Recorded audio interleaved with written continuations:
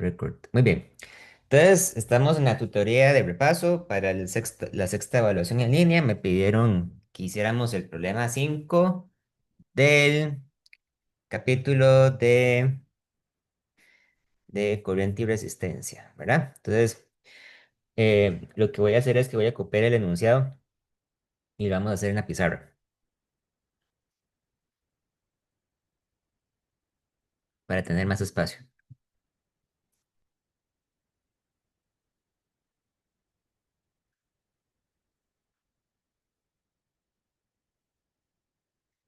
Muy bien, denme un chance para subir el enunciado aquí a la pizarra. Ya voy.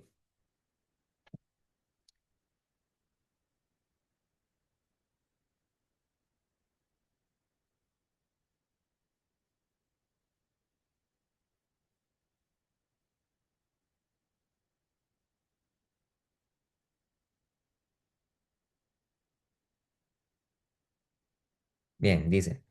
Suponga que la corriente que pasa por un conductor se reduce de manera exponencial en función del tiempo de acuerdo con la ecuación I de t igual a I sub 0 por E a la menos t entre tau. Recuerden que esto es lo que ocurre cuando tenemos un circuito RC, ¿verdad? Que hemos visto que la corriente variaba de manera exponencial, de esta forma, ¿verdad? Dice, donde I sub 0 es la corriente inicial en el tiempo t igual a 0 y tau es una constante que tiene dimensiones de tiempo. Tau es la constante de tiempo, ¿verdad? Considere un punto de observación fijo dentro del conductor. A. ¿Cuánta carga pasa por este punto en el intervalo de tiempo entre t igual 0 y t igual tau? B. ¿Cuánta carga pasa por este punto en el intervalo de tiempo entre t igual 0 y t igual 10 tau? ¿Y qué pasaría si cuánta carga pasa por este punto en el intervalo de tiempo entre t igual 0 y t infinito? Ok, es una buena ocasión para recordar, ¿verdad? Aquí el significado de lo que es la corriente, ¿verdad? Entonces, recordemos que por definición, la corriente eléctrica es igual a la derivada de la carga con respecto al tiempo, ¿verdad? Entonces, se supone que yo podría utilizar en principio esta definición como una manera de calcular la carga que pasa por unidad de tiempo. El truco consiste en mandar el diferencial de tiempo a multiplicar, ¿verdad? De manera que me va a quedar aquí que la corriente por dt es igual al diferencial de carga de Q, ¿verdad? Y entonces yo puedo sacar la integral a ambos lados de la ecuación y, ¿verdad? Yo aquí lo que puedo hacer es integrar para una variable de tiempo t prima desde t igual 0 hasta t prima igual a t, ¿verdad? Entonces ahí me queda que la carga que pasa a través de un conductor en un intervalo de tiempo es desde 0 hasta el tiempo t, ¿verdad? La corriente integrada con respecto a la variable t prima. Cuando tenemos que la corriente es constante, ¿verdad? En ese caso en particular, entonces la integral es trivial, ¿verdad? En ese caso simplemente lo que se hace es que se multiplica la corriente por el tiempo y ya está. Pero cuando la corriente no es constante, pues tenemos que calcular esa integral utilizando las herramientas que están a nuestra disposición. Entonces, para este problema, ¿verdad? Me dicen, ok, ahora suponga que la corriente es igual a I sub 0 por E a la menos t entre tau. Entonces, lo que hacemos es que cambiamos esa función por esto en la integral, ¿verdad? Decimos la integral desde 0 hasta t' igual t de I sub 0 por E a la menos t entre tau de t', ¿verdad? Y esto sería entonces, vamos a ver, sería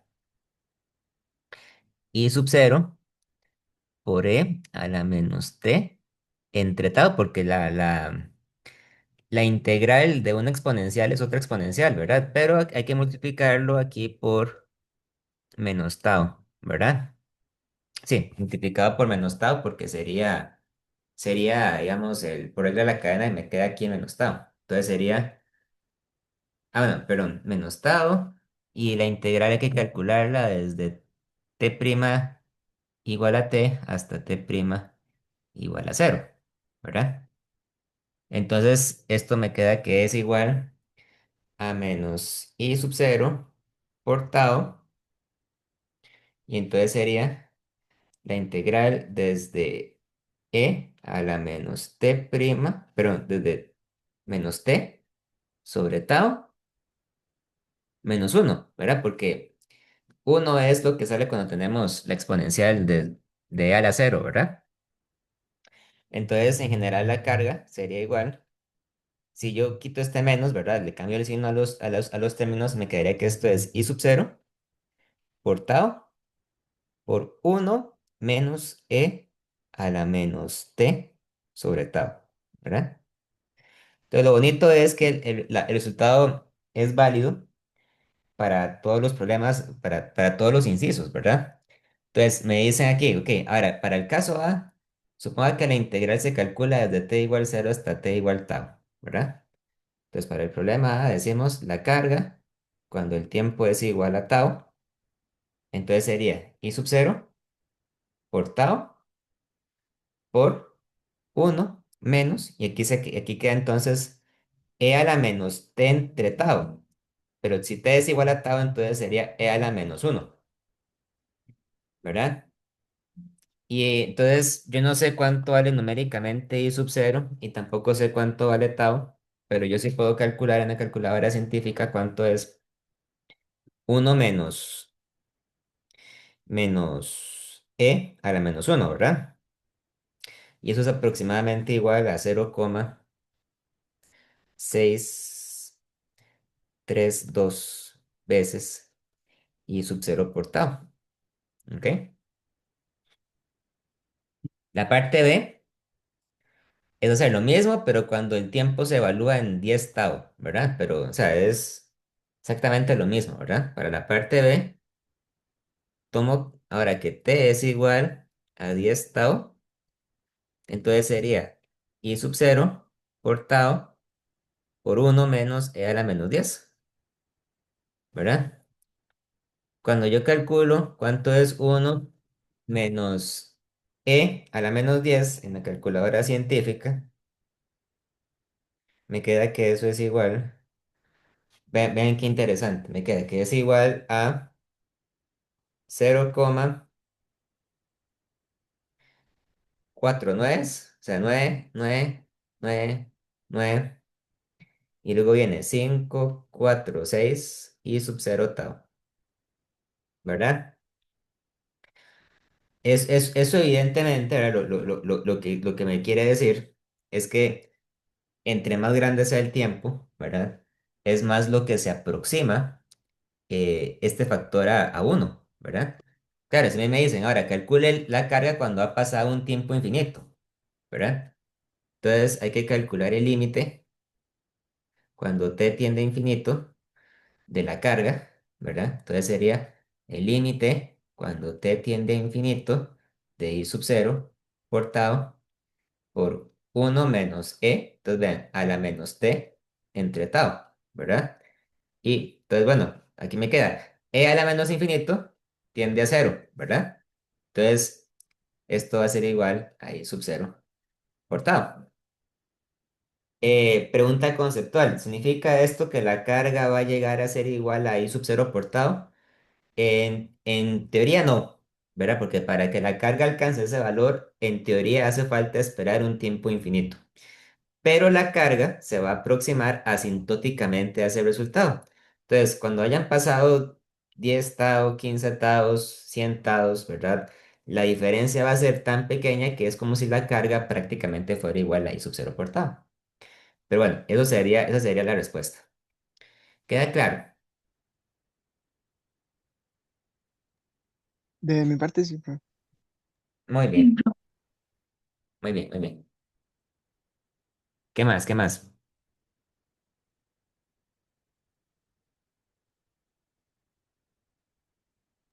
Profe, hay uno de con capacitor, el 37 de ese mismo capítulo, que no sé si sea bueno verlo eh, para el examen o quizás otro que usted proponga que sea como más útil, el 37. Busquémoslo. El 37, ¿de cuál capítulo? Este. Sí, de corriente y resistencia, sí, de capacitor, ajá, señor. Ok, voy a copiarlo entonces. Ya voy.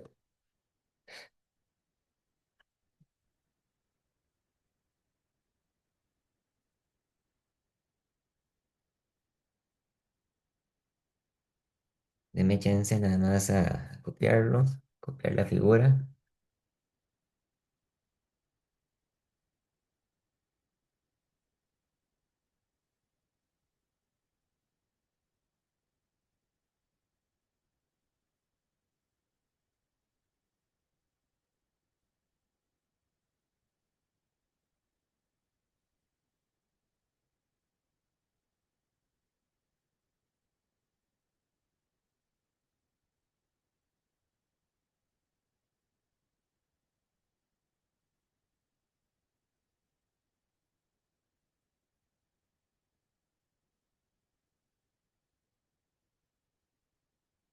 Este está vacilón, ¿verdad? Vean que este problema, pues podemos considerar que es un caso de un circuito de RC, ¿verdad? Que tiene capacitores y tiene resistencias. Dice, en un capacitor de capacitancia C se coloca una carga Q. El capacitor está conectado en el circuito que se muestra en la figura, junto con un interruptor abierto, un resistor y un capacitor inicialmente descargado con una capacitancia de 3C. Después se cierra el interruptor y el circuito se equilibra. Determine en función de Q y de C A. La diferencia de potencial final entre las placas de cada capacitor. B. La carga de cada capacitor. Y C. La energía final almacenada en cada capacitor. D. Determina la energía interna que aparece en el resistor.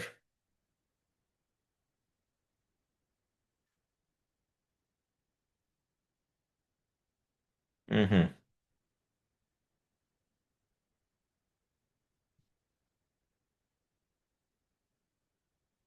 Aquí el punto importante es, ¿verdad? Que la pregunta dice que el capacitor C tenía inicialmente una carga Q, ¿verdad?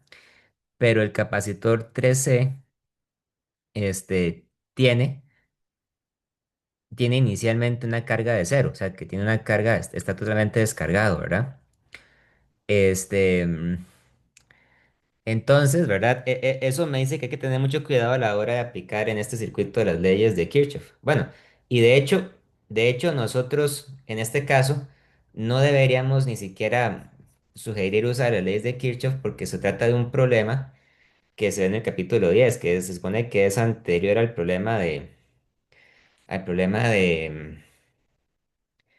al capítulo, perdón, de ley de Kirchhoff, ¿verdad? Este es el de corriente y resistencia. Hmm.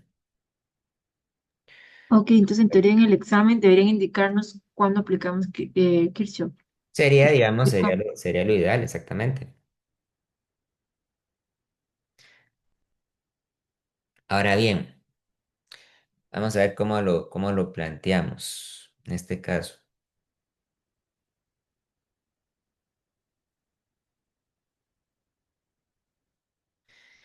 Después de inserir el interruptor, el circuito se equilibra, determina en función de Q y de C la diferencia de potencial final entre las placas de cada capacitor. La diferencia de potencial final entre las placas de cada capacitor y la carga de cada capacitor. Ok, vean, vamos a suponer lo siguiente. Digamos que yo tengo el circuito cerrado, ¿verdad? Voy a dejarlo aquí. Tengo aquí un capacitor C y tengo aquí un capacitor 3C y tengo la resistencia, ¿verdad?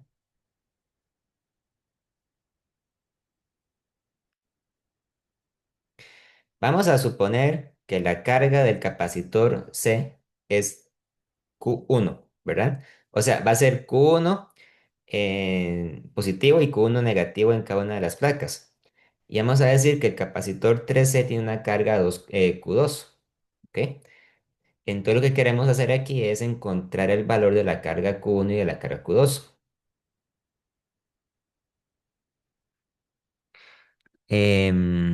Muy bien.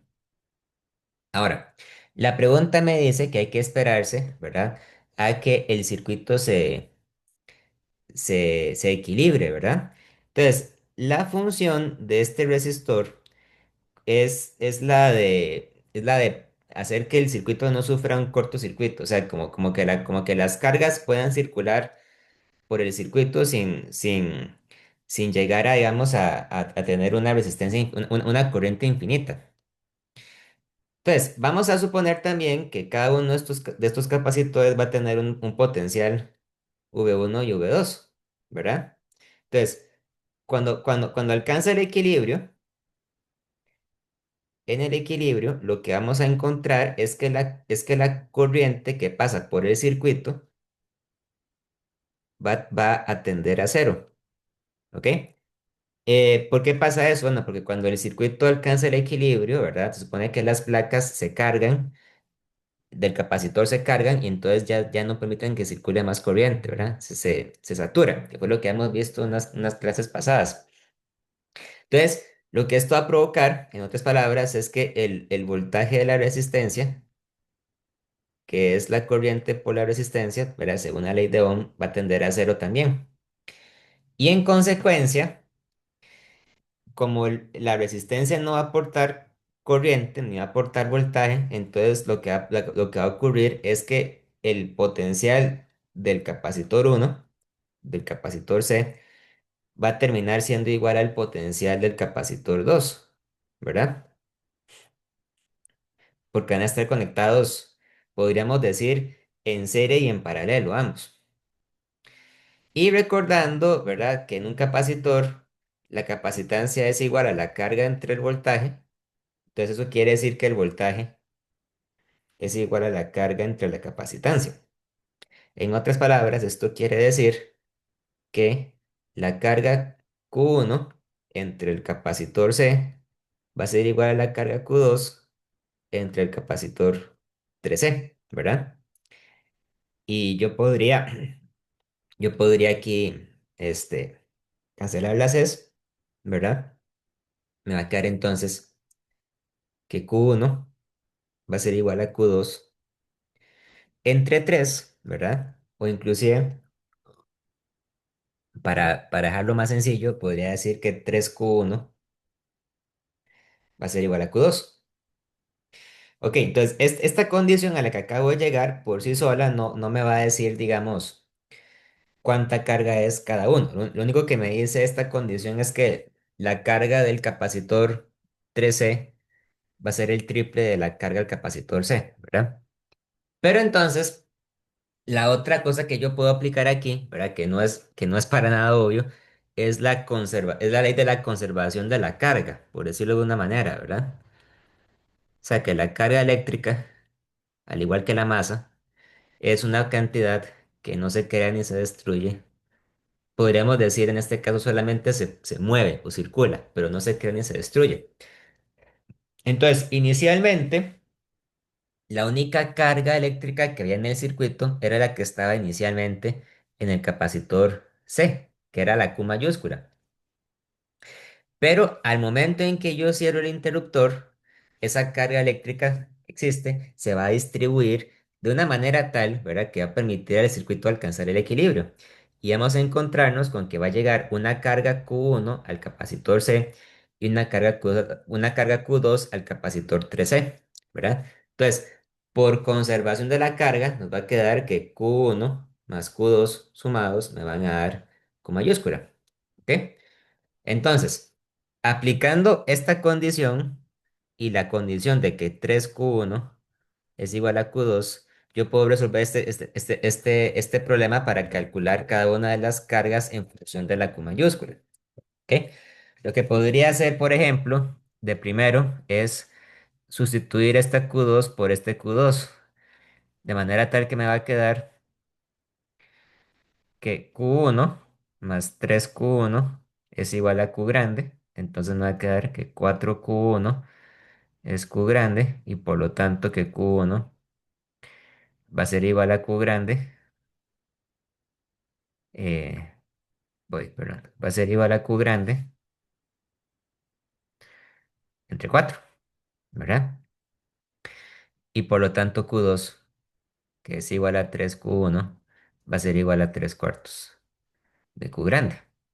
Así que la respuesta de la pregunta A es que aquí va a quedar en Q, en el capacitor C, perdón, va a quedar una carga de Q cuartos y en el capacitor de 3C me va a quedar una carga de 3 cuartos de Q, ¿verdad? O sea, la respuesta sería que Q1 es Q cuartos y Q2 3 cuartos de Q. ¿Ok? ¿Alguna duda con este? Ah, bueno, perdón. Eso que acabo de calcular no es la respuesta. Es la respuesta a la parte B. Sí. Sí, porque lo pide como en términos de capacitancia también, bueno, de Q y C. Ok, muy bien, pero vean que igual, digamos, llegando a la respuesta a la parte B, yo puedo devolverme rápidamente y calcularlo de la parte A. Porque la parte A me dice, encuentre la diferencia de potencial final entre las placas de cada capacitor. Ok, ya hice la parte B. Ok, entonces, para la parte A, es simplemente recordar que el voltaje 1 es igual a la carga Q1 entre C. Entonces es igual a, acuérdense que Q1 serían Q cuartos entre C. Y ahí está, me queda el voltaje del capacitor 1 en términos de Q y de C. Ahí está, ¿verdad? Y el voltaje del otro capacitor es Q2 entre 3C porque 3C es la carga de ese capacitor. Entonces sería Q2 es 3 cuartos de Q dividido entre 13. Entonces vean que casualmente, o no tan casualmente, digamos, no nos debería sorprender, nos quedan que son iguales. Me queda que es Q entre 4C. Es decir, ambos capacitores van a quedar al mismo potencial porque van a estar en paralelo, digamos, porque la resistencia ahí no hace nada. Y el potencial va a ser Q cuartos de C y las cargas van a ser entonces Q cuartos y 3 Q cuartos. De acuerdo. ¿Queda alguna duda con esta parte? Por lo menos. Ujú. Eso para ver, profe. Bueno, casi que es mejor, así como usted lo hizo, de calcular primero B, o sea, porque si no, haber calculado A. Yo creo que lo más sencillo es hacer primero la parte B, sí, Mm, porque la parte B, digamos, o sea, es ver, digamos, cuánta carga queda en cada capacitor, ¿verdad? mm. Y ya después con la carga se puede sacar el voltaje o el potencial, ¿verdad?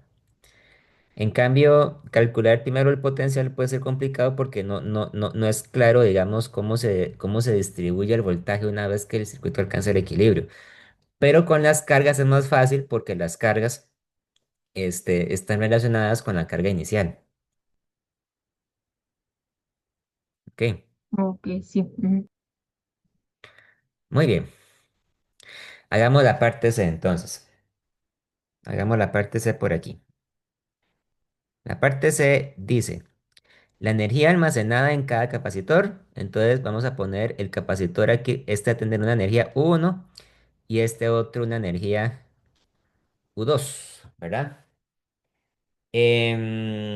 Entonces, recordemos así rápidamente que para un capacitor, la energía almacenada, déjenme buscar así rápidamente la fórmula porque eso es del capítulo pasado, pero igual, digamos, es importante hacer esto, porque la parte que sigue después es de la resistencia. La energía almacenada por un capacitor es Q al cuadrado entre 2C. Ajá, ¿verdad? Entonces, la energía almacenada en el capacitor 1 sería la carga Q1 al cuadrado entre 2C y la carga Q1 eran Q cuartos, ¿verdad? Entonces, vean, esto sería Q cuartos al cuadrado, ¿verdad? Entre 2C.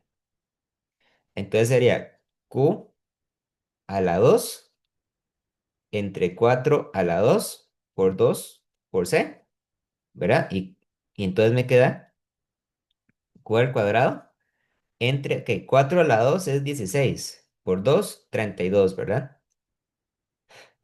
32C. Esto sería para el capacitor uno. Y para el capacitor 2 me queda que la energía almacenada ahora sería la carga Q2 al cuadrado entre 2, pero en vez de poner C, pongo 13 porque 13 era la capacitancia que tenía casualmente ese capacitor, ¿verdad?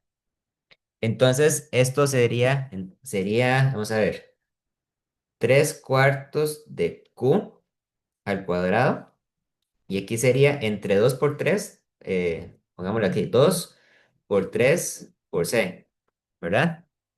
Entonces, U2 sería 3 a la 2 por Q a la 2 entre 4 a la 2 por 2 por 3 por C. O sea, obviamente yo puedo calcular esto con la calculadora científica, pero prefiero hacerlo a mano para explicar bien, digamos, paso por paso qué es lo que estoy haciendo.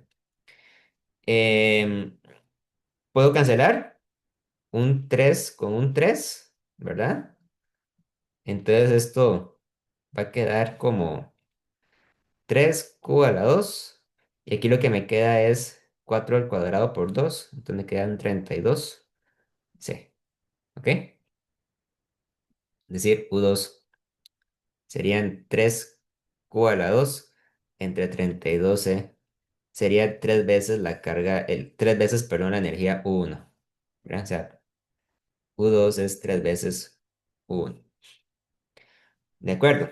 ¿Alguna duda con esta parte que acabo de hacer? No, de mi parte, profe. Muy bien. Ven, ahora viene la parte más interesante, ¿verdad? Dice, pregunta D, determina la energía interna que aparece en el resistor. Esta pregunta, pues es curiosa porque tal vez no está claro cómo se puede calcular la energía del resistor.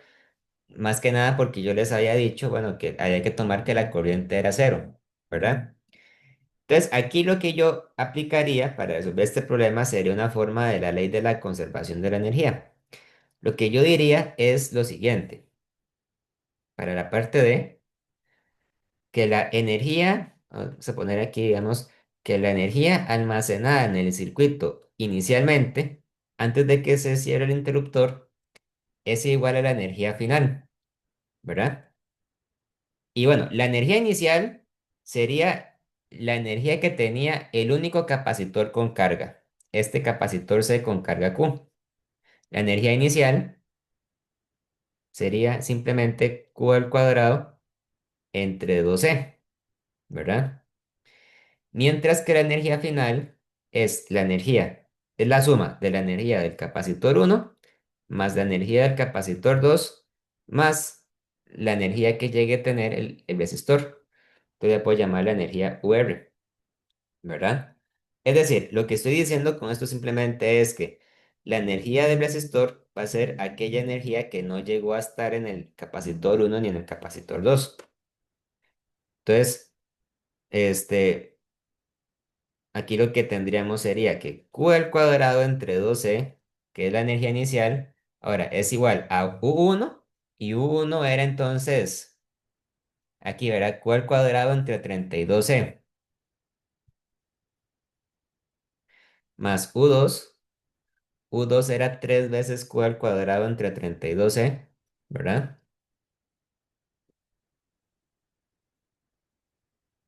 Más UR. Y ahí sería simplemente cuestión de despejar UR, ¿verdad? Me queda que UR sería igual a Q al cuadrado entre 2C menos q al cuadrado entre 32c menos 3q al cuadrado entre 32c, ¿verdad? O bien, dicho de otra manera, sería igual a q al cuadrado entre c, factorizo y me queda aquí un medio, menos 1 entre 32 menos 3 entre 32, ¿verdad? Ahora, lo que de eso, vamos a ver, sería un medio menos 1 entre 32 menos 3 entre 32. Son 3 octavos, ¿ok? Entonces sería simplemente 3 octavos de q al cuadrado perdón, entre c, ¿verdad? Me queda que la energía que llega a la resistencia serían 3 octavos de q al cuadrado entre c. ¿Alguna duda sobre cómo fue que llegué a este resultado?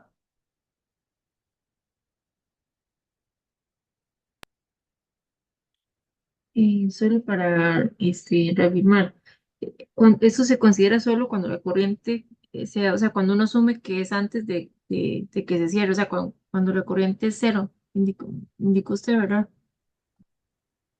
Vamos a ver. Sí, o sea, a- a- a- es que, bueno, vamos a ver, veamos de manera conceptual. Si en este problema hubiéramos tenido un circuito en el que hay un dispositivo que entrega corriente, que entrega energía, entonces tal vez yo no podría simplemente aplicar la ley de la conservación de la energía. Por ejemplo, un dispositivo que entrega energía es una batería, ¿verdad? Porque la batería hace que los electrones se muevan y eso entonces aporta energía al circuito. Pero aquí no hay baterías, ¿verdad? Entonces, lo que esto quiere decir es simplemente que la energía que tenía almacenado el capacitor C antes de cerrar el circuito, ¿verdad? Tenía que distribuirse de tres maneras después. Una parte de esa energía llega al capacitor C después, ¿verdad? Después de que se cierra y alcanza el equilibrio. Otra parte de esa energía llega al capacitor 3C y otra parte de esa energía llega a la resistencia. Pero recordemos, ¿verdad? Que las resistencias en electrónica son dispositivos que generalmente lo que hacen es convertir la energía eléctrica en calor, ¿verdad? Entonces, la pregunta de hecho es interesante porque la pregunta no dice determine la energía almacenada en el resistor. Lo que dice es determine la energía interna que aparece en el resistor. Entonces, se puede interpretar que lo que la pregunta me está diciendo es, básicamente, calcule cuánta energía se pierde en forma de calor cuando pasa a través de la resistencia, ¿verdad? Ahora, cuando el circuito alcanza el equilibrio, habíamos dicho que ya no circula corriente, ¿verdad? Eso quiere decir que al puro final, ¿verdad? Cuando ha pasado mucho tiempo y ya no hay ninguna corriente, la resistencia no tiene energía por sí sola, ¿verdad? La energía que tuvo la resistencia la perdió rápidamente, digamos, podríamos decir en forma de calor, se disipó. Entonces, ¿cuánta energía fue la que se perdió? Bueno, la energía que se perdió fue la energía que no quedó guardada en ninguno de los dos capacitores, ¿verdad? Entonces, por ley de la conservación de la energía, diríamos que sería la diferencia entre la energía inicial y la energía que queda al final en ambos capacitores. ¿Verdad? No sé si con eso queda un poquito más claro. Sí, profe, y ahora sí, muchas gracias. Muy bien, con mucho gusto. ¿Alguna otra duda con este problema? Es un problema muy conceptual, digamos. Ah, menos de mi parte no, bro. Perdón, perdón. No, de mi parte no. Muy bien, muy bien. Entonces, sigamos. Otro problema, algún otro duda que tengan. ¿Qué más? Espérese para ver, para revisar de los ejercicios, porque yo tenía uno, pero de ejercicios de práctica que se suben, ya le digo, profe. Excelente, muy bien.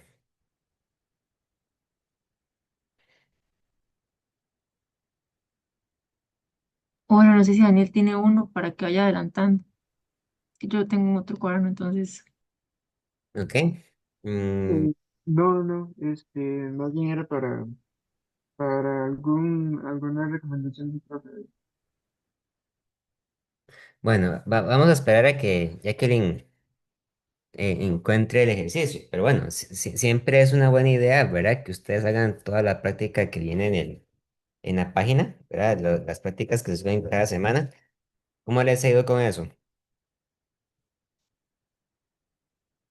yo a veces no puedo hacer todos los ejercicios, la verdad, Ok, pero sí, sí, sí ayudan. Al menos para la práctica 14 eran muy poquitos, sí. entonces sí, sí, cuesta un poquito más. Bueno, no, yo sé que son representativos con la materia, Ujú, pero, pero sí sería bueno como repasar un poco más, a menos del 14. Yo sé que el 15 y los temas son también más larguitos, las soluciones son más largas y demás, pero no sé, la tarea de los ejercicios que se ponen son menos de la práctica 14. sí, sí, sí. Son menos, sí. Sí, entonces, bueno, de la 14 Ajá. habíamos hecho, habíamos hecho el ejercicio uno, eh, no lo habíamos hecho en clase, entonces sí me gustaría como ver la resolución.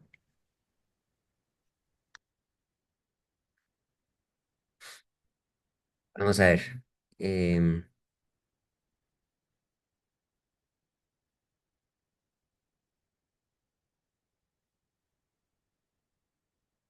de este. Ah, no, perdón, este es el. Sí, el 14 la uno este problema. Es justamente que tiene eso es para el profe. Ay, Dios mío, ¿en dónde No, estoy? no, perdón, En ese. de corriente y resistencia. Ajá. Es un conductor con sección circular. No, ese es del capítulo 13 creo. Para ver. Este. Es como un cono. Sí. Ajá, ajá, Sí, este está vacilón. Hagamos este. ok. Voy a copiarlo para hacerlo en la pizarra.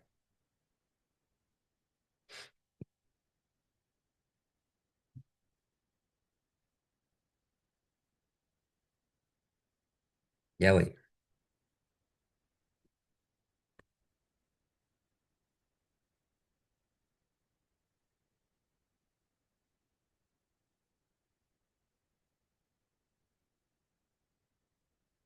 Vamos a irnos aquí abajo y voy a subir el problema.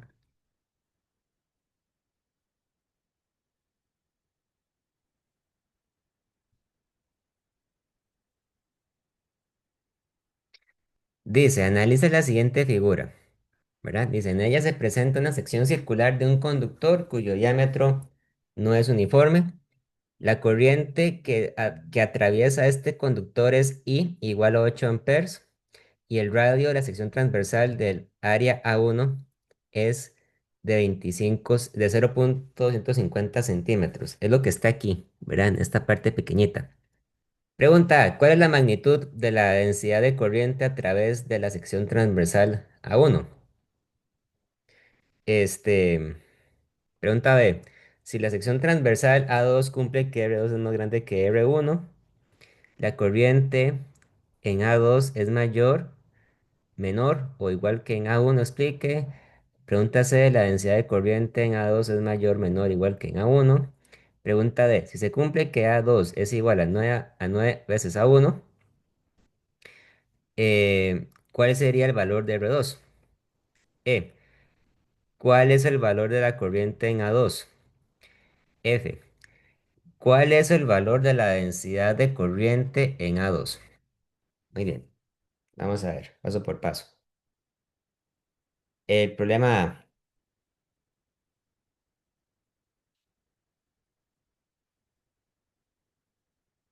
me piden calcular la densidad de corriente a través de la sección A1, ¿verdad? Recuerden que la densidad de corriente es J, ¿verdad? J es igual a corriente entre área, ¿verdad? O sea, J es una cantidad que se mide en unidades de ampere entre metro cuadrado. Y ven que la pregunta me dice que la corriente que atraviesa este conductor es de 8 amperes. Pero no me dicen, esto es muy importante, no me dicen si son 8 amperes en la parte de la izquierda, digamos, o en la parte de la derecha. No importa, porque se supone que la corriente es la misma en todo en todo el conductor, ¿verdad? Si no está claro por qué, podemos imaginarnos lo siguiente, solo para que estemos claros. Digamos que el conductor, yo le hago, digamos, una división artificial, lo parto a la mitad, ¿verdad? Y yo me imagino entonces que por el conductor de la izquierda pasa una corriente I1 y por el conductor de la derecha pasa una corriente I2, digamos, ¿verdad? Y yo me pregunto, ¿será que I1 es diferente de I2? ¿Será más grande? ¿Será menor? ¿Será diferente? ¿Cómo lo sé? ¿Verdad? O sea, igual. Entonces, una forma de recordarse si son diferentes o son iguales es viendo que en este caso la corriente I1 está en serie con la corriente I2, porque es lo que sigue después de I1, ¿verdad? Están en serie. Vamos a poner aquí I1 e I2 están en serie. Y recordando lo que hemos visto acerca de circuitos en serie y en paralelo, recuerden que la regla era que si estaban en serie, compartían la misma corriente. Y si están en paralelo, comparten el mismo voltaje. Entonces, como están en serie, deben compartir la misma corriente y por lo tanto la corriente I1 es igual a la corriente I2. Otra manera de entender esto es que la corriente es la misma en todo en todo el dispositivo, en todo el objeto, ¿verdad? Entonces eso me va a servir después para relacionar la densidad de corriente que tengo de un lado con la que tengo del otro lado. Ahora bien, volviendo al problema A, me dicen, calcule la densidad de corriente en A1. Bueno, simplemente sería hacer esto. La densidad de corriente en A1 sería la corriente dividida entre el área A1, ¿verdad? Entonces vean que yo a la corriente no le pongo un índice porque yo estoy asumiendo que la corriente es constante sobre todo el conductor. Y como es un círculo, ¿verdad? Entonces el área sería pi por R1 al cuadrado, ¿verdad? Vamos a calcular esto de manera tal que me quede con unidades del SI. Entonces, J1 sería la corriente, bueno, la corriente I1 que son 8 amperes divididos entre pi por el R1 y el R1, vean que son 0,250 centímetros, ¿verdad? Esto es 0,250 por 10 a la menos 3 metros. Por 10 a la menos 3 no, 10 a la menos 2, ¿verdad? Metros. Así, ¿verdad? Entonces serían 0,250 por 10 a la menos 2 metros al cuadrado. Me va a quedar un número grande, ¿verdad? Se supone. Me va a quedar una densidad de corriente grande. Entonces, esto es igual a dividir 8 entre pi por 0,250 por 10 a la menos 2 al cuadrado. De un número muy grande, entonces lo voy a escribir en notación científica.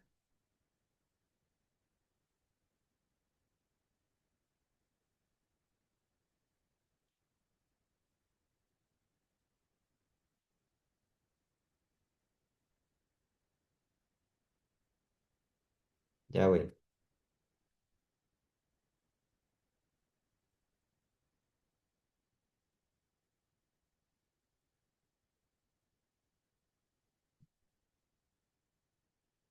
Entonces me queda que esto es igual a 4,07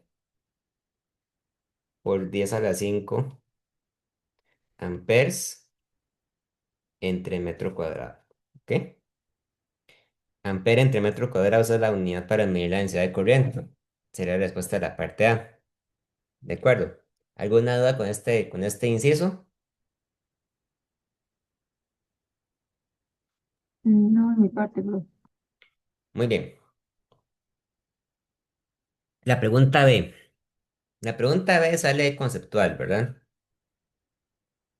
Dice, si la sección transversal A2 cumple que R2 es más grande que R1, o sea, si R2, vean, si R2 es más grande que R1, entonces se cumple también que el área 2 es más grande que el área 1, ¿verdad?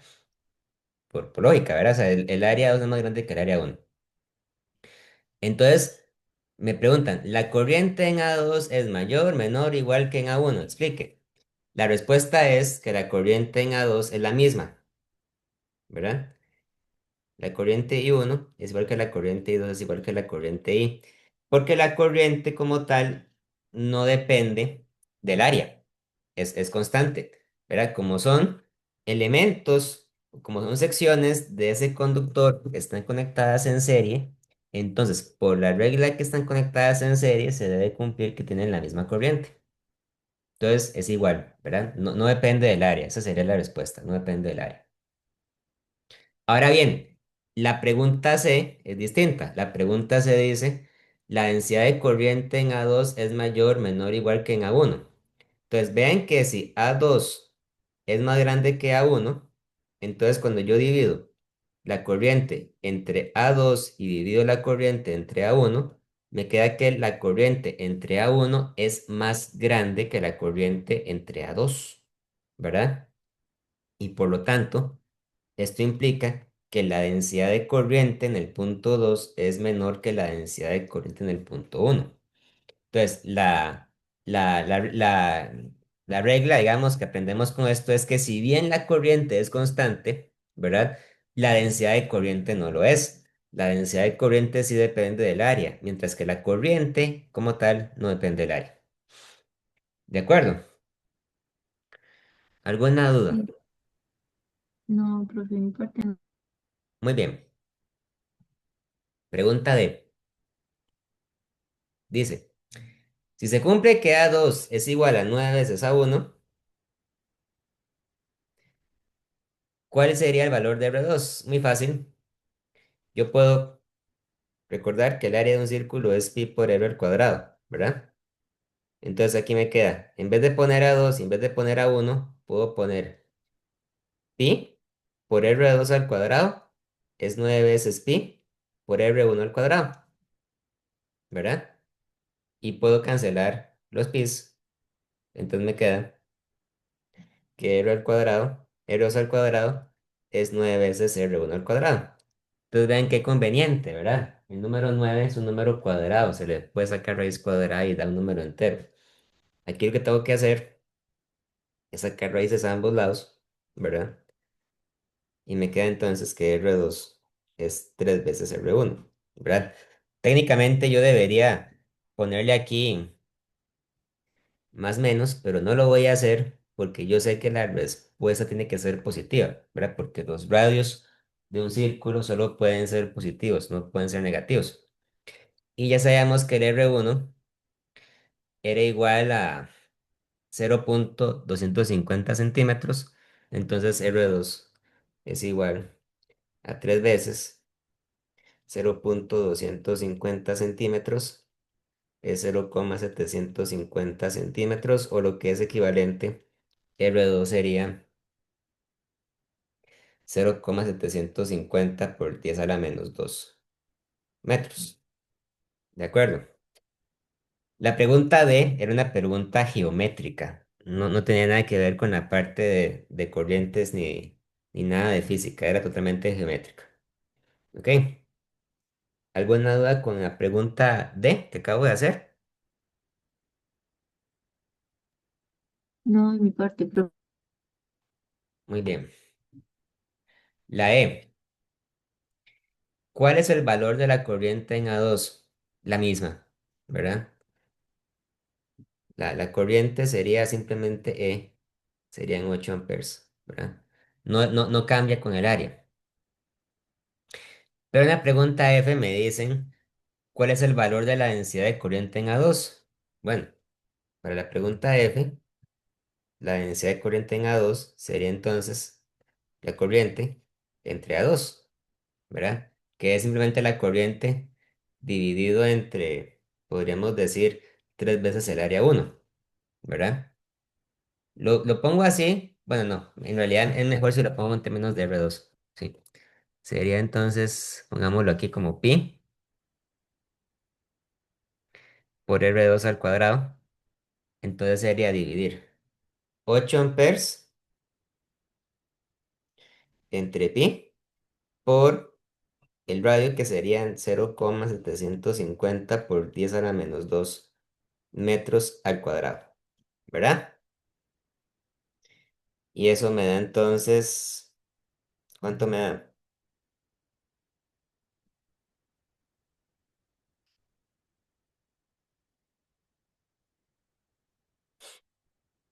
Me queda que es 4,53 por 10 a la 4 amperes entre metro cuadrado. Perdón, así, ¿verdad? ¿Alguna duda con este?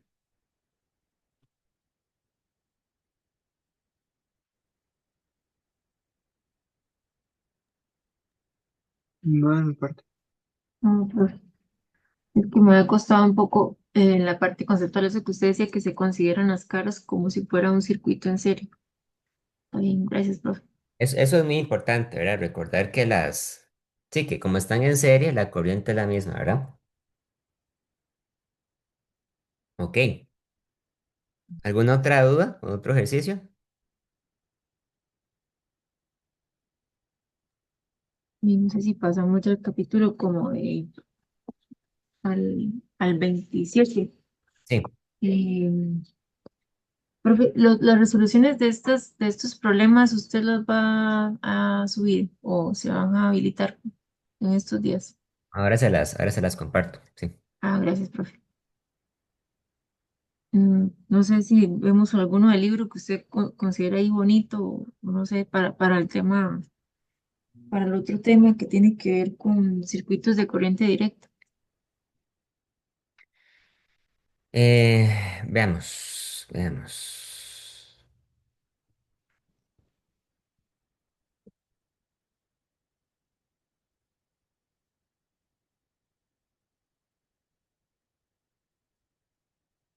¿Ya hicieron los de la práctica de circuitos de corriente directa? Los de Aprende U.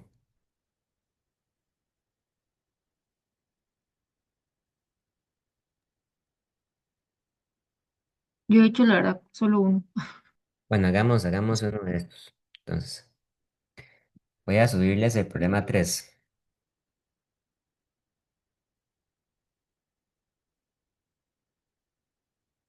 Ya voy.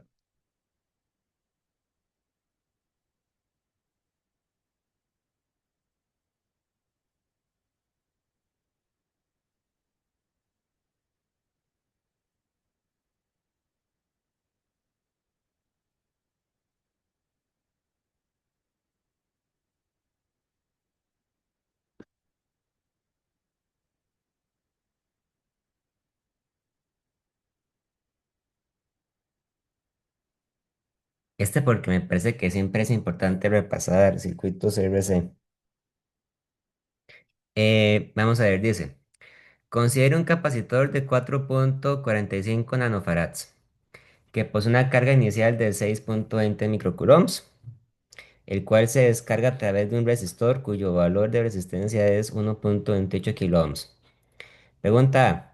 Calcule la corriente que pasa por el resistor a los 5,70 microsegundos de empezar a descargarse el capacitor. Pregunta B.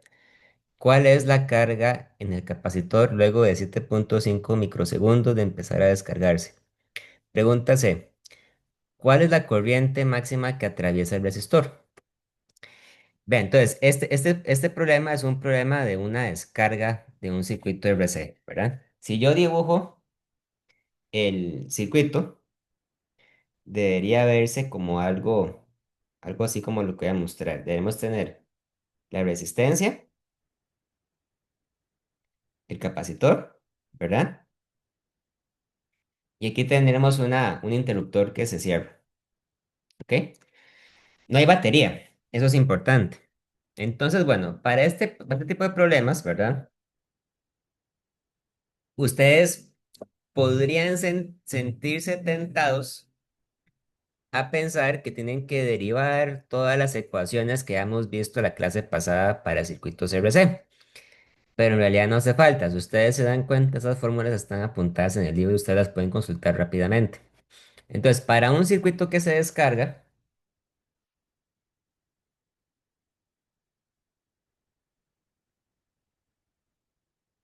es importante recordar que la fórmula para la carga en función del tiempo era simplemente la carga inicial por E a la menos T entre tau, ¿verdad? O sea, simplemente es que la carga disminuye exponencialmente con el tiempo. Donde tau, eso sí era importante recordarlo, tau era la constante de tiempo y para un circuito RC, tau es igual a RC. Y para la corriente ocurre algo parecido, ¿verdad? Recordemos que la corriente es la derivada de Q con respecto al tiempo, ¿verdad? Entonces sería, en este caso, la derivada de esto sería menos Q sub 0 entre tau por E a la menos T entre tau, ¿verdad? Entonces, veamos la pregunta A. La pregunta A dice, calcula la corriente que pasa por el resistor a los 5.7 microsegundos de empezar a descargarse el capacitor. Este, en ese caso, ¿verdad? Hay que aplicar esta fórmula de aquí. Decimos que la corriente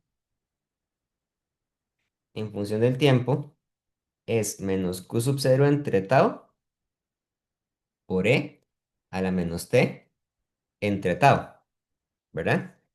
Donde, entonces, Q sub 0 vean esto, vean que estos números me los ponen con prefijos, ¿verdad? Es importante dejar todo en unidades estándar del SI. La carga inicial serían 6.20 microcoulombs. 6.20 microcoulombs es igual a 6.20 por 10 a la menos 6 coulombs, ¿verdad? Tau es RC, ¿verdad? R es 1.28 kiloohms. Entonces es igual a 1.28 por 10 a la 3 ohms. Y C es 6.20 microcoulombs. Entonces sería 6.20 por 10 a la menos 6. Ah, no, perdón. La capacitancia, perdón. La capacitancia era, aquí, es 4.45 nanofarads. Entonces serían 4.45, ¿verdad? Nanofarad es por 10 a la menos 9 farads. Y tau me va a caer en segundos, ¿verdad? ¿Cuánto da eso? 1.28 por 10 a la 3 por 4.45 por 10 a la menos 9.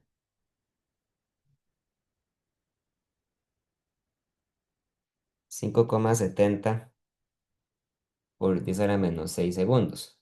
¿Ok? Me dicen que tome como tiempo justamente 5,70 microsegundos. ¿Ok?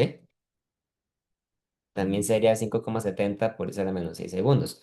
Entonces, la corriente sería menos Q entre tau sería menos 6,20 por 10 a la menos 6 coulombs entre el tiempo tau que serían 5,70 por 10 a la menos 6 segundos.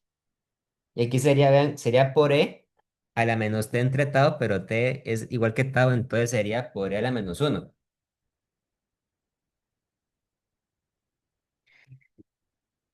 Y eso sería igual a, vamos a ver,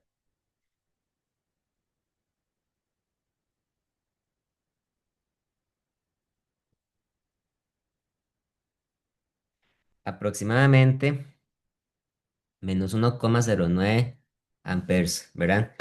Lo del negativo simplemente es como para decir que la corriente apunta en la dirección opuesta a la malla. No tiene mayor importancia. La magnitud de la corriente, podríamos decir, es 1,09 amperes. ¿De acuerdo? ¿Hay una duda con este ejercicio? ¿Con la parte A?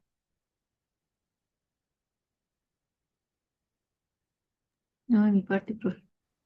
Muy bien. La parte B dice, ¿cuál es la carga en el capacitor luego de 5,7 microsegundos de empezar a descargarse? De hecho, este problema es muy fácil. La carga sería Q sub 0 por E a la menos T entre tau, pero justamente me están diciendo que T es igual a tau, ¿verdad?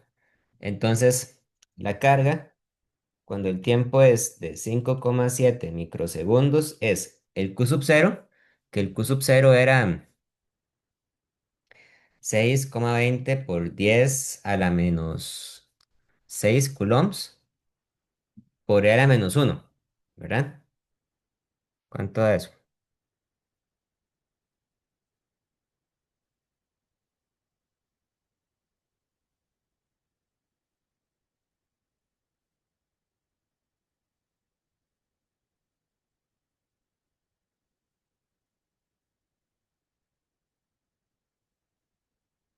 Me queda que serían 2,28 por 10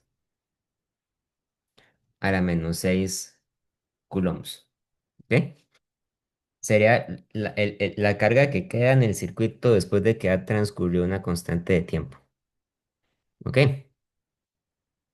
¿Alguna duda con esta parte?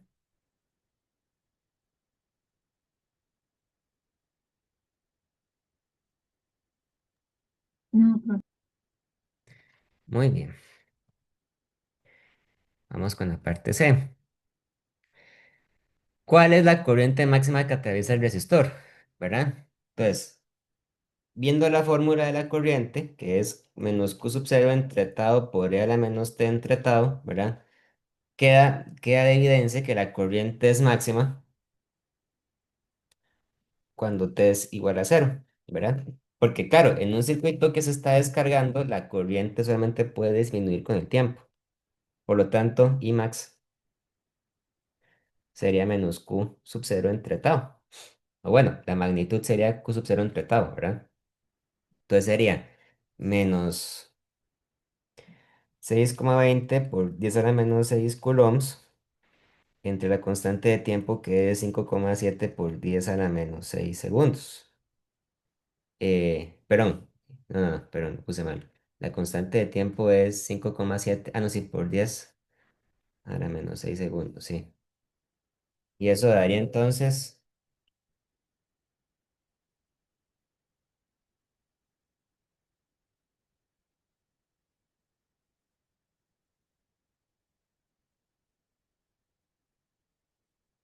1,09 amperes. ¿Ok? ¿Dudas con este?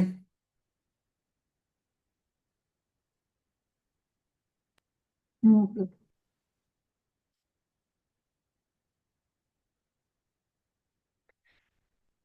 Muy bien. ¿Alguna otra duda?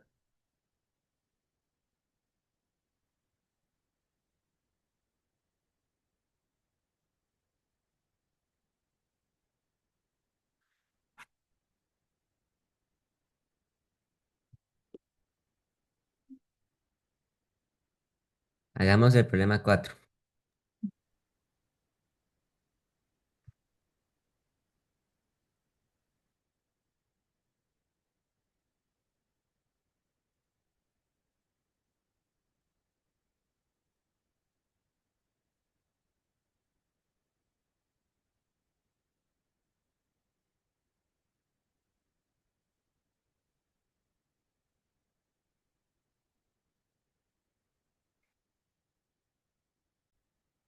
Este otro también es de un circuito de RC. Lo quiero repasar porque siento que es como algo que deberíamos repasar. O sea, es muy simple, ¿verdad? La deducción de las fórmulas son complicadas, pero las fórmulas en sí son fáciles de usar.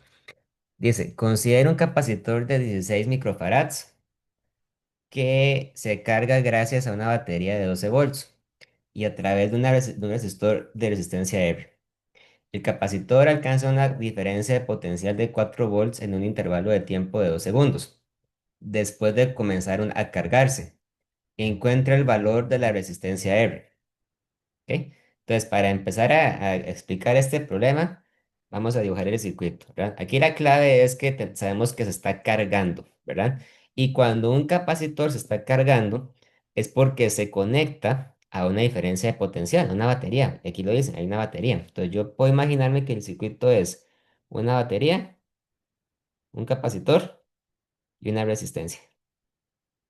Tengo la FEM, la capacitancia y R. R, de hecho, no sé cuánto vale, es lo que yo quiero saber, ¿verdad? Pero entonces, para el capacitor que se carga, recordemos que la fórmula de la carga en función del tiempo es epsilon c, ¿verdad? Por 1 - a la menos t entre tau. Esa es la fórmula, donde tau es la constante de tiempo RC. Y la corriente, si fuera necesario utilizarla, la corriente recordemos que es la derivada de esto, ¿verdad? Entonces sería simplemente epsilon c entre tau por e a la menos t entre tau. Ok. Em, Vean que la pregunta dice, el capacitor alcanza una diferencia de potencial de 4 volts en un intervalo de tiempo de 2 segundos. O sea, me están dando el voltaje que tiene para un tiempo posterior. Entonces, tal vez lo que yo podría intentar hacer aquí es utilizar ese dato para calcular cuál es la constante de tiempo. Y después, utilizando la constante de tiempo, puedo deducir cuál es el valor de la resistencia, ¿verdad? Entonces, yo tengo el capacitor y el capacitor tiene una diferencia de potencial que depende del tiempo. Entonces, la diferencia de potencial del capacitor es, por definición, igual a la carga del capacitor dividida entre la capacitancia, ¿verdad?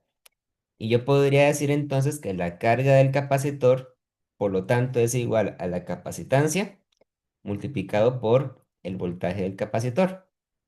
Así pues, si yo sé cuánto voltaje tiene el capacitor cuando el tiempo es de 4 segundos, yo podría utilizar eso para calcular cuánta carga va a tener en el tiempo de 4 segundos. Entonces me queda que la carga sería igual a multiplicar la capacitancia, que es de 16 microfarads, ¿verdad? Que sería 16 por 10 a la menos 6 farads, por el voltaje, que sería de 4 volts, ¿verdad? 16 por 4 es 64, entonces serían 64 por 10 a la menos 6 coulombs, ¿verdad? Entonces, ahora que yo sé que esta es la carga cuando el tiempo es de 2 segundos, ¿verdad? Entonces yo podría devolverme y agarrar esta fórmula de acá, ¿verdad? Y decir que la carga en función del tiempo es epsilon c por 1 - entre t a la tau. Voy a utilizar esta ecuación para despejar el valor de tau, ¿ok? Entonces de primero mando a dividir epsilon c y me queda que la carga entre epsilon c es 1 - a la menos t entre tau. Después intercambio esto de lugares para que me quede así, me quede que e a la menos t entre tau sea igual a 1 - la carga entre epsilon c, ¿verdad? Y después saco logaritmos naturales para que me quede aquí que menos t entre tau es el logaritmo natural de 1 - q entre epsilon c, ¿verdad? Finalmente despejo de aquí el valor de tau. Me queda que tau es, mandando el logaritmo a dividir, ¿verdad? Me queda que es menos t entre logaritmo natural de 1 - q entre epsilon c. Entonces, cuando el tiempo es de 2 segundos, ¿verdad? El logaritmo natural me queda uno menos, entonces la carga tenía que ser 64 microcoulombs, ¿verdad? Entonces serían uno menos 64 por 10 a la menos 6 coulombs. Ahora, epsilon son 12 volts, que es la FEM de la batería, y C sería el valor de la capacitancia, que es de 16 microfarads. Entonces serían aquí 16 por 10 a la menos 6 farads, ¿verdad? Parece que va a dar negativo, pero no va a negativo porque estamos calculando el logaritmo de un número menor que uno, así que me va a quedar negativo entre negativo, me va a quedar positivo. Cuando calculo esto, me queda que esto es menos 2 entre logaritmo natural de uno menos fracción, ¿verdad? Sería entonces 64 por 10 a la menos 6 entre 12 por 16 por 10 a la menos 6.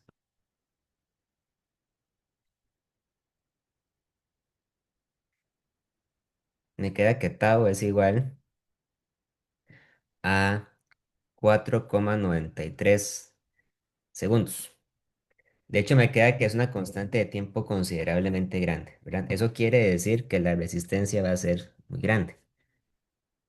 Y ahora sí, tomando tau, ¿verdad? Como RC, entonces me queda que R es tau entre C. Sería dividir 4,93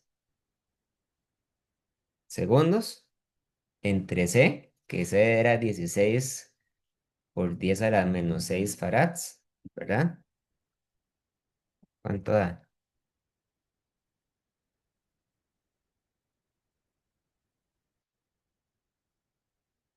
Me queda que es 3,08 por 10 a la 5 y las unidades son segundo entre farad, eso es ohm, ¿de acuerdo? Unidad de resistencia ohm.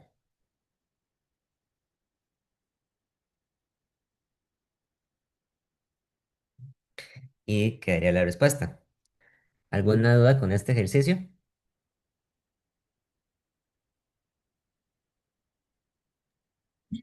De mi parte no, profe. Muy No, bien, muy bien, muy bien. ¿Qué más? ¿Alguna otra duda? ¿Algún otro ejercicio que quieran hacer?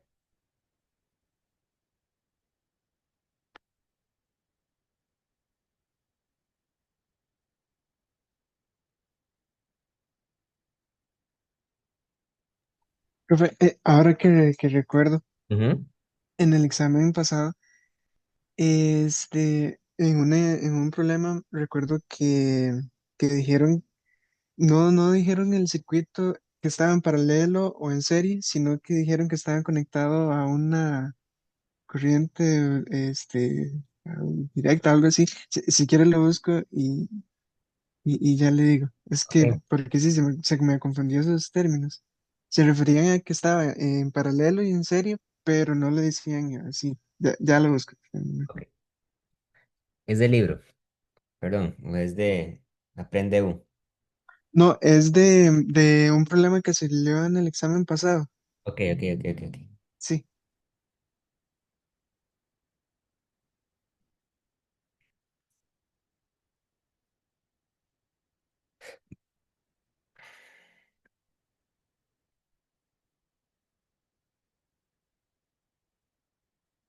Voy a hacerlo co-host para que pueda subirla, para que pueda mostrar si tiene ahí la imagen para verlo bien. Ok, ok. Vamos a ver. Em,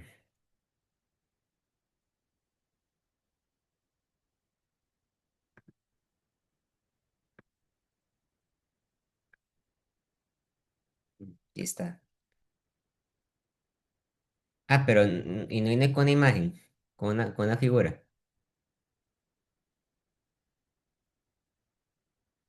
No, nada más viene el enunciado.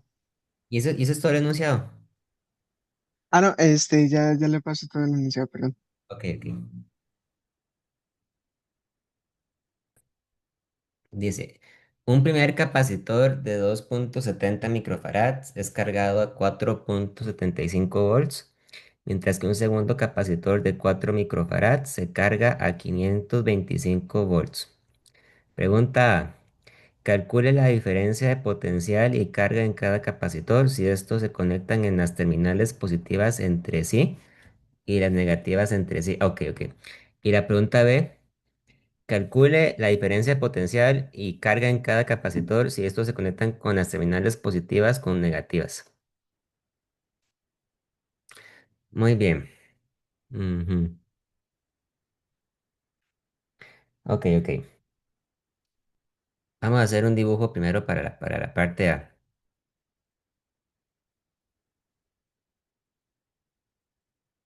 Digamos que tengo el capacitor C1, un interruptor, el capacitor C2 conectados. ¿Ok?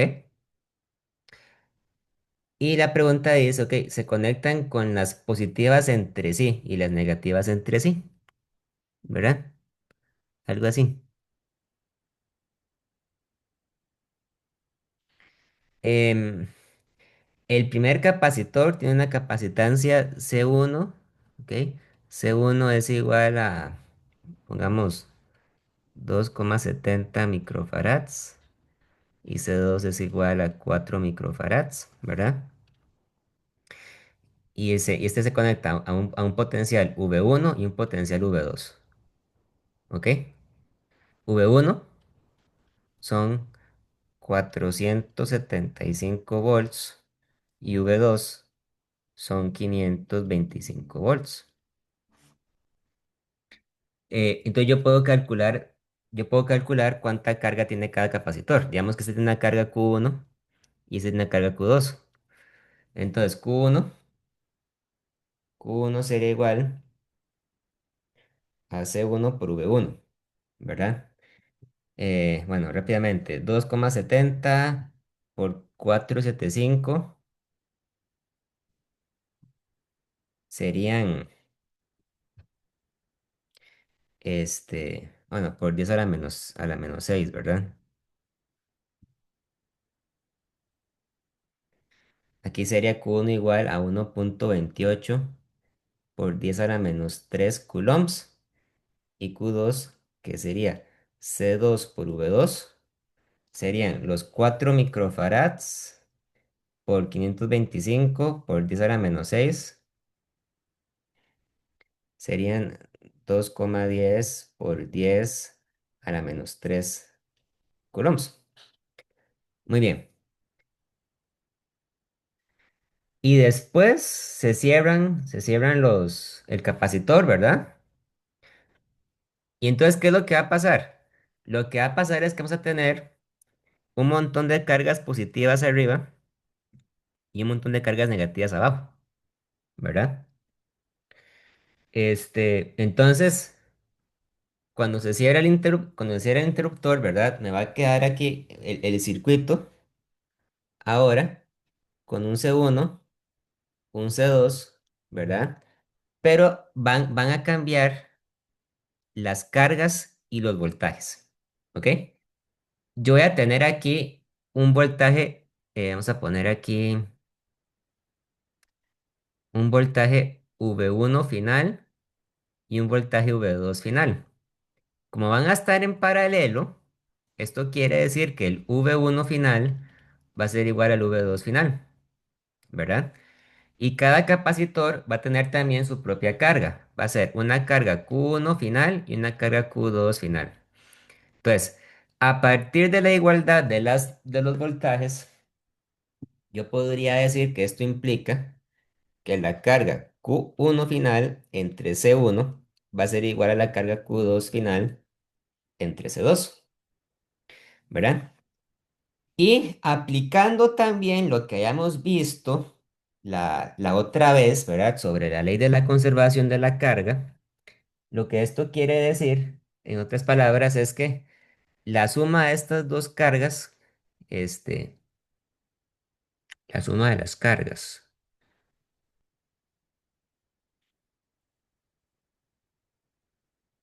mm,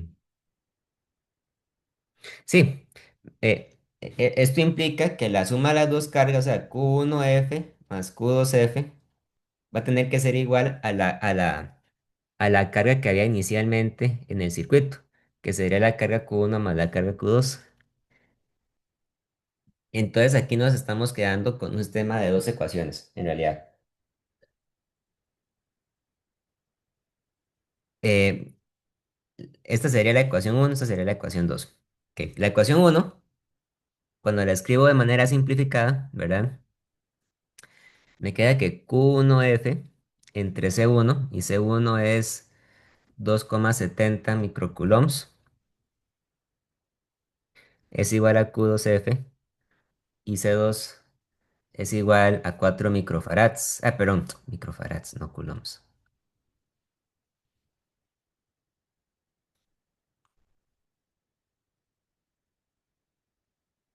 Por lo tanto, yo podría decir, por ejemplo, que Q2F es igual a Q1F por 4 entre 2,70, ¿verdad? Entonces Q2F es igual a 4 entre 2,70, es aproximadamente 1,48 Q1F, ¿verdad? Y luego de la ecuación 2 me queda que Q1F más Q2F es Q1 más Q2. Entonces sería sumar 1,28 por 10 a la menos 3 más 2,10 por 10 a la menos 3. Me queda aquí que Q1F más Q2F es igual a, entonces sería 1,28 más 2,10, serían 3,36 por 10 a la menos, no, 3,38 por 10 a la menos, por 10 a la menos 3 coulombs. Y cambiando el Q2F por esto, me queda aquí que esto es entonces Q1F más 1,48 Q1F igual a 3,38 por 10 a la menos 3. Sumado me queda que esto es 2,48 Q1F igual a 3,38 por 10 a la menos 3. Y finalmente me queda que Q1F es entonces la división, ¿verdad? Es igual a 3,38 por 10 a la menos 3 entre 2,48. Y me queda que Q1F entonces es igual a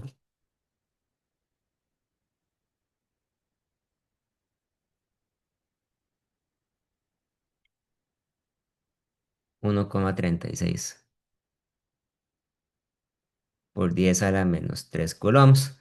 Y simultáneamente me queda que Q2F entonces es igual a 1,48 Q1F. Entonces Q2F sería 1,48 veces 1,36 por 10 a la menos 3.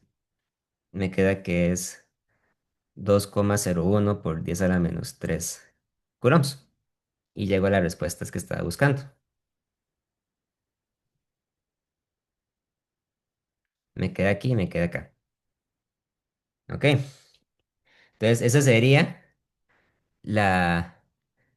Ah, bueno, esas serían las cargas de cada capacitor, ¿verdad? Y la diferencia de potencial sería la misma para los dos. Podría decir, por ejemplo, que para el potencial uno sería Q1F entre C1. Entonces sería 1,36 por 10 a la menos 3 coulombs dividido entre C1, y C1 es este 2,70, ¿verdad? Microfarads por 10 a la menos 6 farads. Entonces eso da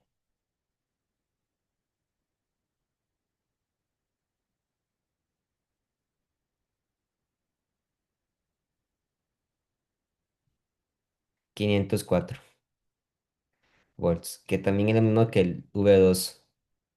final. De acuerdo.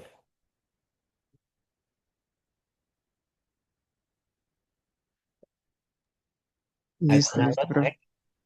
Ok, pero lo que no expliqué es la parte, tal vez es el asunto, digamos, y cómo se diferencia eso de lo que pasa en la parte B, ¿verdad? Entonces voy a explicarlo así de manera muy conceptual. En la pregunta B me dice, ¿qué pasa si conecta las positivas con las negativas? ¿Verdad? Entonces, si hago la parte B, me va a quedar el capacitor C1, C2, aquí el cable, ¿verdad? Pero digamos que yo voy a tener aquí aquí las positivas, y aquí negativas, y aquí negativas, ¿verdad? Entonces, ¿cuál va a ser la carga que me va a quedar, digamos, aquí arriba? Sería simplemente el valor absoluto de la diferencia de Q1 menos Q2, ¿verdad? Y bueno, Q1 menos Q2 sería absolutamente, digamos, sería restar 2,10 menos 1,28. Entonces sería 2,10 por 10 a la menos 3 menos 1,28 por 10 a la menos 3. Y eso me da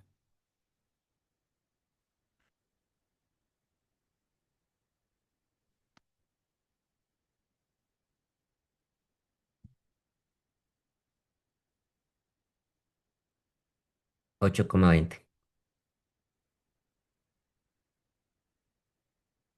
por 10 a la menos 4 coulombs. Entonces, la diferencia, digamos, la única diferencia es que a la hora de resolver este problema, para la parte B, en vez de calcular aquí, en vez de calcular aquí la suma de estos dos, para la parte B tendría que poner Q1F más Q2F igual a la diferencia absoluta de Q2 menos Q1. Esa sería la diferencia. ¿Ok?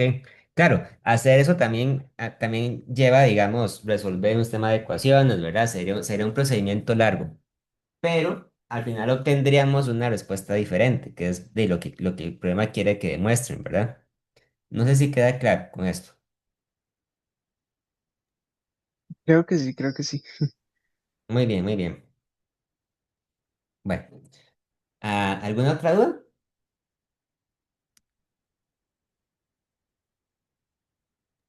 No, de mi parte, profe. Muy bien, entonces si quieren, dejémoslo hasta acá. Eh, voy a parar la grabación.